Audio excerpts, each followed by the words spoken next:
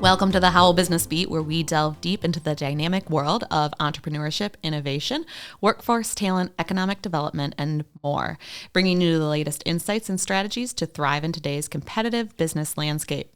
I'm Janelle Smith, president of the Howell Area Chamber of Commerce, and I'm also joined today by my co-host, Dianne Samples. Welcome, Dianne. Happy Monday, everybody. And today we are excited to have a special guest with us, Suzanne Morrison, Director of Marketing at Hatch Stamping. Welcome, Suzanne. Thank you. Good morning. We are excited to have you here today. Suzanne, you have a very interesting position with Hatch, and some of the things where we've actually had the opportunity to work together on many things. So today we want to dive a little bit more onto talking about education and industry. But before we do that, I want to give you the opportunity to introduce yourself, just share a little bit about who you are, what you do at Hatch, and your career pathway. Okay, so I work at Hatch Stamping Company. My official title is Director of Marketing, but I'm also responsible for training, contract administration, and community involvement, and any special projects. I love that, special projects, right? They're actually my favorite, and that's one of the things I like best about my job is the variety. I'm not doing just one thing all the time. That's really important to me, so it keeps me, real active, and I get to have exposure in doing all different kinds of things. So I like that part of my job. And I feel like that's where we've been able to work together in the space of special projects. Yes. So it has been nice. Yeah, it has been. So tell us a little bit about what Hatch Stamping is, what you guys do there. Sure. We're a metal stamper. We also do welded assembly, tube and wire work, and other types of assembly. So we service the automotive industry primarily. And it's an interesting kind of market to be in right now, as you can imagine. Tell us a little bit more about that, can you? Yeah, so there's lots of changes happening in manufacturing, and it's not just EVs and hybrids and that whole kind of movement, but there's a lot of things. There's a lot of things happening in education and technology and employees and retention. So there's a lot going on in manufacturing, which I'm sure go on in all types of manufacturing companies. But when you back up auto manufacturing and you couple in the customers and the suppliers and the, OEMs and tier ones and tier twos, there's so many levels. So it's very interesting. I'm sure. And, one of the things that we've talked about kind of relentlessly on our podcast, I would say for the past couple months, is employee retention, attraction. So I do think that's something that's just definitely we're seeing trends and challenges and interesting things happen across all industries. So how long have you been with Hatch? This time I've been there about 10 years. This time, 30 years ago, I worked there for a couple of years. So in between, I worked for tech companies and education. Always in the marketing area? Marketing, sales ops, and training, organizational development. So always community involvement. That's where your passion must lie. I don't know, but it just seemed to migrate that way. Okay. So. I was going to ask you, since one of the hot topics that we've been talking about is attraction and retention. What drew you to go back to Hatch? So there were a couple of things. One, on the personal side, I was traveling a lot. When you work for tech companies, you travel the world, and I was just like, I was driving to Lansing every day, and I was like, I want to be closer to home. So there was that. And then I love that I get to see and market what we make. Mm-hmm. So when you work for tech firms, you market in the cloud. And so it becomes a little more difficult. It's a little more abstract. It's a little more abstract. Yeah. I do miss part of that, part of that culture there. I do miss that. But manufacturing is much more hands-on. I'm a visual person. And because of that, I think that I'm really drawn to that. Also, the leadership there and the people that work there are wonderful. We just have a great group of people, and a lot of them were still there when I started looking for a job closer to home. Oh, that's fantastic. Yeah. Well, and coming back after a 30-year hiatus had to have some of the same people there, but just to be able to see the difference in how that industry has evolved, especially coming from tech, where again, you're, like you said, you're kind of up in the clouds, so to speak, but also not having that, you don't have that one-on-one engagement with your customers really either. It's all more, again, online or, up in the clouds somewhere. But yeah, I was very fortunate in my tech positions. I did get to work directly with the customers because I put on user conferences, things like that. But at Hatch, it's much more personalized, and that's certainly a trend in marketing that we're seeing right now. Is people really want that personalized marketing? They don't want just you to do what I hope I can say this, pray and spray. Just throw it out there. And you can say it. Yeah. They want it personalized. They want it, towards them, what they're looking for, what they're trying to do. And when you think about the customers, there's so many varieties in manufacturing.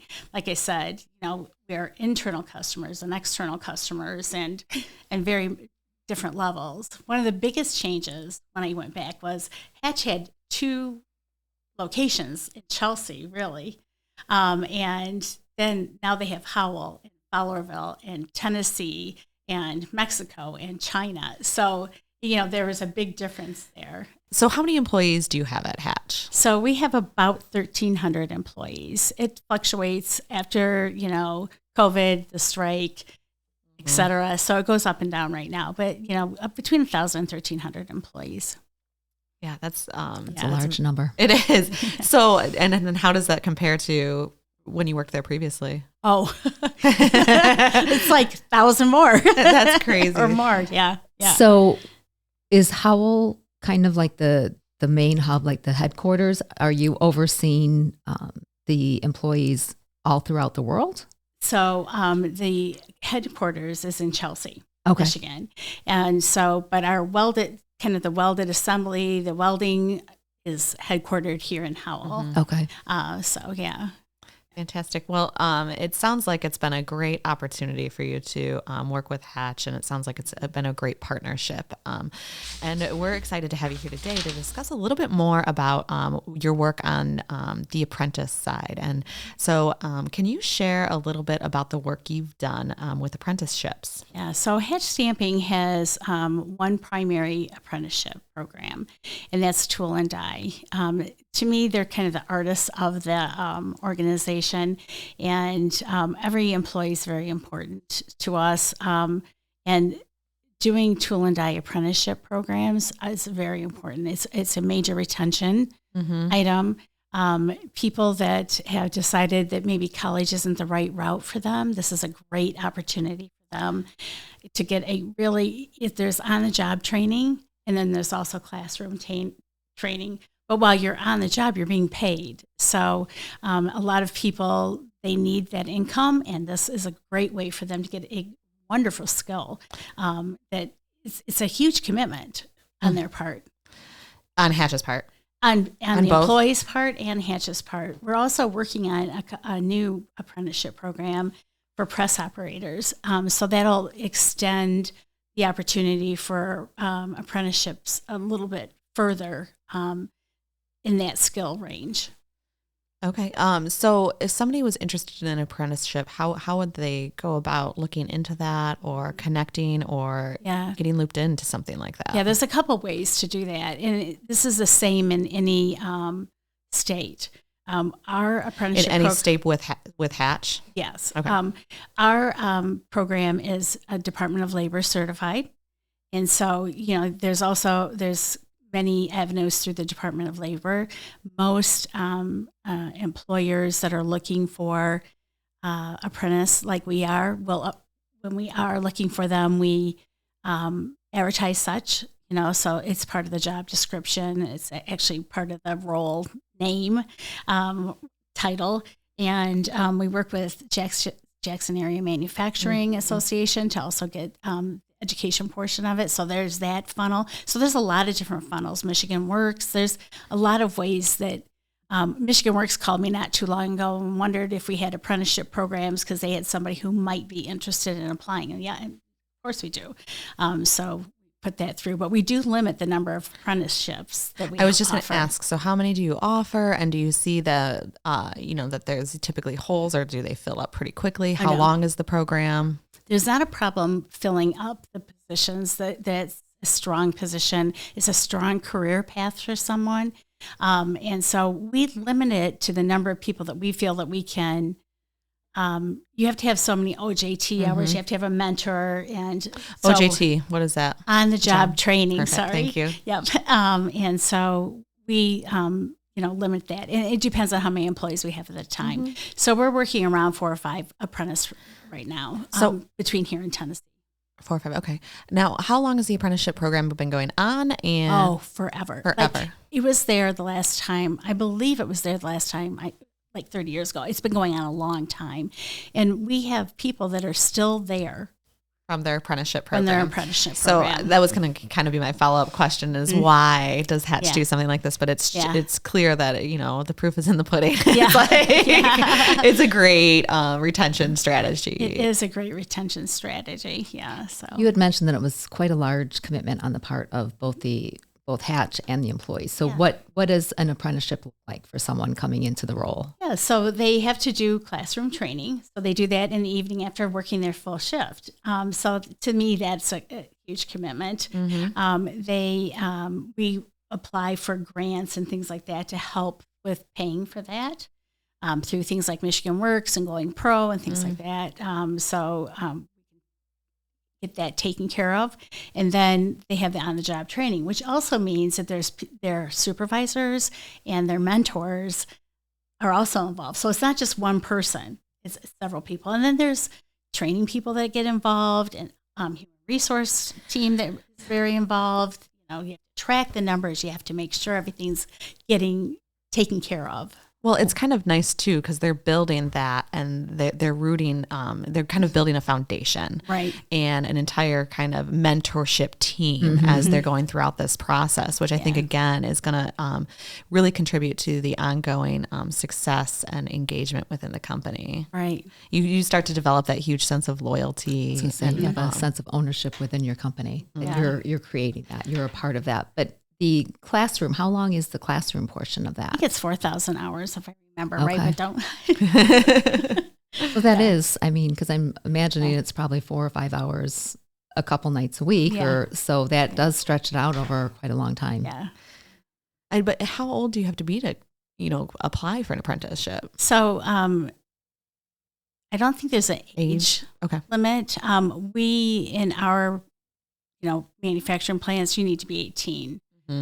That's for safety reasons and all other types of reasons. You need to be 18. I mean, if you're looking at somebody who's kind of going to be taking a different track, that's college, or they're still working anyway. So this is a great opportunity to be able to have both. Exactly. We just did a Faces in Manufacturing video, and it's on our website. And one of our apprentices speaks about that. That how further their career was able to go forward because of the apprenticeship program and because of the work that he's been doing with Hatch. So that's fantastic. Yeah. So I know that apprenticeships is kind of a passion point for you, especially with Hatch, but you're also engaged in some other training and kind of really looking at developing and cultivating the next generation of our workforce. Can you tell me a little bit more about how that speaks to you, why, and some of the different ways that you're engaged? Yeah, so I'll start with some of the different ways that I'm personally engaged, which means Hatch is also engaged, because without their support, I wouldn't be able to do this. But we work with the engineering team at Brighton High School, the Howell manufacturing team, the Chelsea robotics teams in Portland. We work with the robotics teams there. And so we try to find ways that we can work with students, bring them in. We have them do tours. We speak with them. We do workshops. I even did a workshop with 5th and 6th grade young women on marketing because there was a STEM program that was offered at Brighton last summer. And we just want to get them exposure, because we found that if you get exposure into manufacturing, then people are more inclined to think of it as a career. There's lots of reasons why people don't think of it as a career. They think it is still their grandfather's manufacturing. It's not. If you go into our Howell facility, it's very technically savvy. It's very clean. It's very bright, very interesting. We're doing wonderful work there. And so we just want to get the generation that will be the next set of employees more in tune with what manufacturing really is. So that's a way I can do that. So you've been with Hatch for the second time for 10 years? Mm-hmm. Yep. So are you seeing some of the fruits of that? Yeah, we do. And, COVID really hurt manufacturing in lots of different ways, but we do see that. And we are getting more and more requests every day, which I think is encouraging to come. This next week, Brighton's coming to Chelsea. We just had Chelsea go to Howell, and it averages 20 to 25 students, and lots of engineering students, lots of students that are very interested. So we're working on doing some other things with Livingston County, the LESA group, and kind of trying to expand that more and more every day. So. Right. And we've heard from other like the trades and other industries as well, that exposing them at that younger age, like at that middle school age, is vital, because again, it opens them up to something that they might not even be on their radar. But what's the reaction that you see from them? Like the excitement level, is it there? Are they? Oh, I mean, it is, because like you said, I'm always amazed when we go into these, we tour different manufacturing. It is. I mean, you walk in and you do kind of have that thought of the, what you see in your history books of these old, factories that are dirty and, just oily, but you go in and they're bright. I couldn't think of another word. Oily. It's all good. But they're just, I know it paints a really good picture. I think you're right. Yeah. I mean, but they're so bright, and the technology and, the people working there, this is high tech. I mean, it's evolution at work. Yeah, it is. It definitely is. And in fact, a student just said to me not too long ago, I won't say from a school, that they said to me, I had no idea so much went into making a car. Right. Mm-hmm. And I was just like, this is just good for them to see. We've gotten no negative comments. I mean, none. They have been very positive. The kids are real excited. When they go to Howell, particularly, they're so excited about the robots there and the welding and the kinds of parts that we're making there. They're just really excited about them. So, and we have posters up that show like, this part is going to go on this car, or this truck or this SUV, and it helps them do that connection. Yeah. So they love it. They really do. They are. I don't think we give young people enough credit. They really are curious if we just give them the opportunities to be curious. So, absolutely. Well, and I think talking about this next generation, what do you think is one of the most critical issues that we're facing today in developing this next generation of workforce?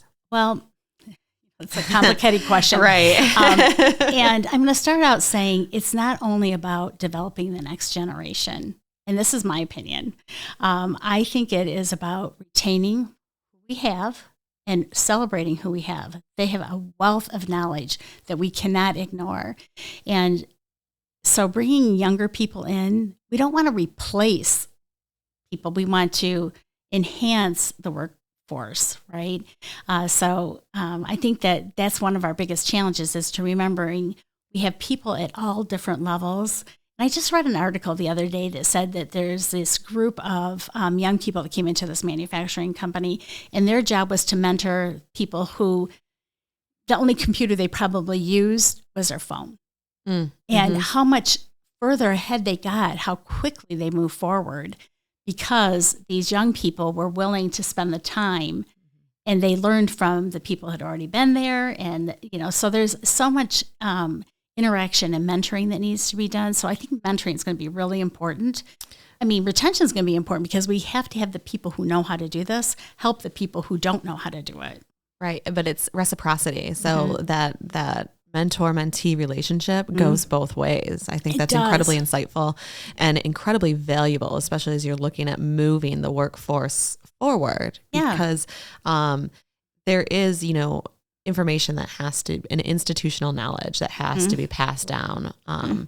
And there's also a lot of innovation taking place that also may need to be passed up, right? Right. There definitely is. And things are changing all the time. Rapidly. Very rapidly.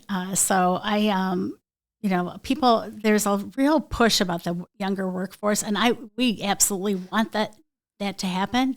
I just personally want us to make sure that we incorporate all of it. So there's more of that inclusion and more of that knowledge transfer, because learning is so important. I agree. And I'm going to ask you a question Okay. because I do think that is really vital. So how is Hatch approaching that intentionally? Yeah, so we are. We're working on all different kinds of special projects that I love it. that will be more formal, but we definitely, there's all different kinds of ways. There's when we do our training, everybody has onboarding, everybody's put with somebody on the floor, everybody has that chance to interact. We are doing, like, one of the major things are these tours, and having the plant manager talk to them and having them go out on the floor, and really, we're doing like the mentor day through LESA. Okay. We do those types of things. We aren't really doing a ton of internship. It's not that we won't, but we have to work with that 18-year-old thing. So we have to be kind of careful with that. And so we're just trying to find all different kinds of ways. And we're really trying to encourage people to apply. Everybody's having trouble finding a workforce. So we do things for our team that are a little bit different. We just celebrated National Employee Appreciation. And as I was going through Costco with the chips and the pop and this, that, and the other thing, everyone's like, it looks like you're having a big party. And I said, yeah, we're celebrating National Employee Appreciation. And this one young kid said to me, that's a good idea. And I was like, they like those different kinds of things. They like things that are, it helps with the retention. Absolutely. And so we're concentrating on retention. We're concentrating on getting kids in. We're concentrating on things like mentor programs and, apprenticeship programs. And so it's not one thing fits all. So it becomes a little more difficult. I think too, some of the challenges with a company like yours is it's large. So giving people the sense that they're a part of something bigger, they're contributing to something bigger, but they're also being thought of as an individual and not as a number. So like bringing it back and bringing that people element back to it. Yeah. And, and really it is a marketing nightmare sometimes, making sure everyone understands we're a global company. There's lots of things that we need to do as a team. It's great when it all comes together, and we're lucky that it comes together more often than not. So, yeah. So, Suzanne, I appreciate everything you've shared today, but there is one other thing I wanted to touch on before we wrap up, and that's some of the work that you've been doing. And you mentioned LESA a few times, but your work with the Career and Education Advisory Council and some efforts that are specific to Livingston County and the school districts. And, just any light you could shed on that or share with people listening today. Yeah, so this is such a wonderful, I'm going to call it a movement because that's how I feel about it. It's a collaboration between educators and employers, and we don't see that a lot. And LESA and all the schools that are part of that are really committed to making sure that employers are getting what they need when students are leaving and entering into the workforce. And this is putting a little bit of, not a ton of structure around it, but a little bit of structure around it. Some guidance and some opportunities. And I can't tell you, I think it's going to be wonderful. It really will help both education and, the way it helps education is gives kids who may be looking for a different path, gives them some structure and some something in their wheelhouse to go forward with. And it gives employers kind of the security that to know that when the kids are coming through and students are entering into the workforce, they have some basic things taken care of. So I can't say how much I appreciate their wanting to do that. And it's hard. It's not that easy. It's hard work, and it doesn't happen overnight. No, no, it doesn't. And there's a lot of different components, and everybody has a different opinion about what those components should be. But they're doing a great job of. I just when I think of it as collaboration and cooperation, and it's filling a gap. And those things are hard to do. So, a quick question. As far as that gap that it's filling, is it working to create that curriculum within the schools so that as the kids are graduating and coming to your facilities? No, it's more giving them the opportunities, those mentor exposure. days, exposure. Some basic things that they need, resumes, interviewing skills, those types of things. So, and I got the opportunity to meet with several of the schools, and I'm so encouraged.